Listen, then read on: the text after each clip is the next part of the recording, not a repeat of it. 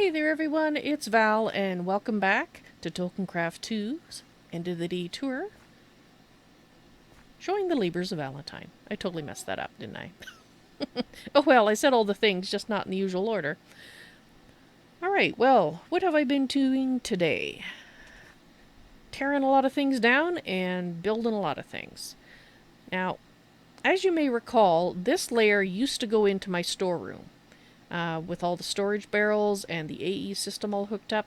Yeah, well, it doesn't anymore.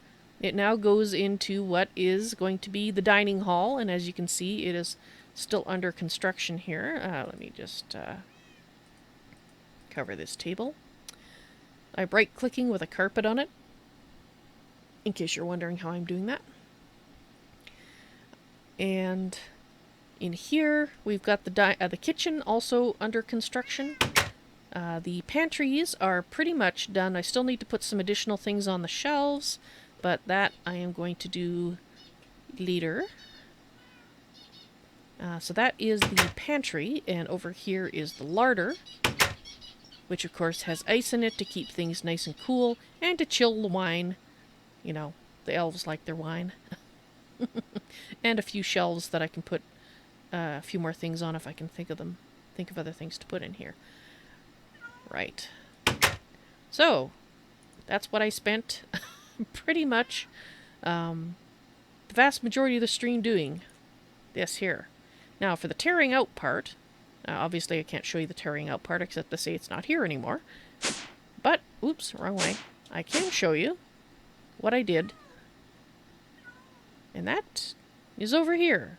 We now have additional ME drives for actual specific things.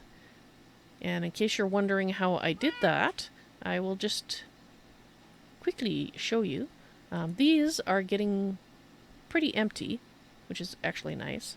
That chest is theirs temporarily. Right, so, whoops. Let's go over here. I am going to snag myself one of the many, many things that I made.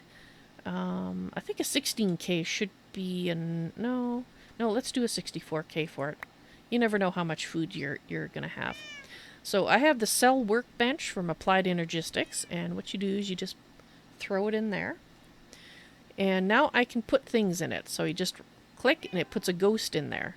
And in fact, if I wanted to copy this to another drive, I would hit that button and I could take it out and it would remember what I put in there. But in this case, I don't want to do that. And as you can see, if I take it out, it vanishes. You can also put in one that already has stuff in it and hit this button, and it would configure based on what's in there. If I hit this, it's just going to make that go away because it's empty. And of course, you can clear the config in the settings using that button there. But in this case, what I'm going to do is I'm going to look up all the vegetables, or at least some of them to start with, because I just want to show you how it works. So there's some vegetables. There's some barley. Whoop. There's some peas. No, we don't want to put any trees in there. Not that kind of foliage. Okay, that's enough for my demonstration. This is going to be our veggie one. So that's our fruit and veggie. We'll put as much as we can in here. I think I'll just call this the veggie one for now. Veggie and grains. And then that way we'll have a separate one for fruit. Because we can afford to do that. Did I put them all in there? Right, so let's put these back in. Let's go doink, doink, doink. So now this is configured, so if I take it out and put it back in, you can see that it is going to do that. Now, I have something called the MEIO port, and that's the second part of the process. You actually have a little arrow here to tell which transfer direction. If I had it going this direction and I had stuff on this, and I put it in here, it would empty it and put it over here when it's emptied. Now, obviously, since it was already empty, it just put it right over there. In this case, we want to take the stuff that's stored in the ME system and we want it to put it in there. So as you can see, it now takes up 2073 data and 4 of 63 types. And so in fact, if we go in here and we look for the peas that I just put back in there, they're not there. Neither is the bell pepper. However, if you look at it through an ME chest, which I like to have so that I can adjust what's on the particular thing by taking it out if I want, you can see we actually have those things transferred onto this card. And you take that out. And now we want to label it, and I need another level for that, so let's go over here and get a level. And you can name them, as I discovered, much to my delight, right here. So this is going to be our veggie and grains.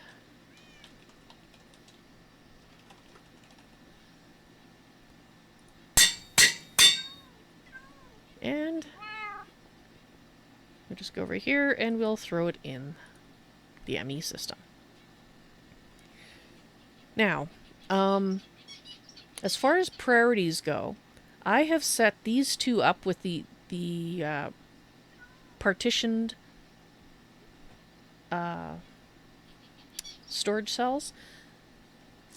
I set their priority to 20, which means they're going to be higher priority than anything else in my system, because I want the stuff going on the partitioned cards first, or cells first, and only if the cell happens to fill up, and only then do I want it to come over here to the junk ones, the overflow ones.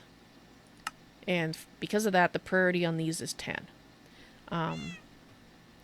My storage system used to be priority 0, and this used to be -10, because I used to want the storage barrels to take things first, but that obviously has changed. So that's now the junk system, overflow, and these two are the priorities. Right, so hopefully that all makes sense. So that's what I spent 6-7 hours today doing. Deconstructing my storage system. I miss my barrels. It just won't be the same without them. I can't do my barrel dance without the barrels, but as it was pointed out to me, I do in fact have a lot of barrels that I can just lay out in a line somewhere and do my barrel dance there. So if I'm feeling deprived, I guess I'll just have to do that. Alright guys, I hope you enjoyed this end of the day tour, and I hope to see you in the stream sometime. You all take care now. Bye!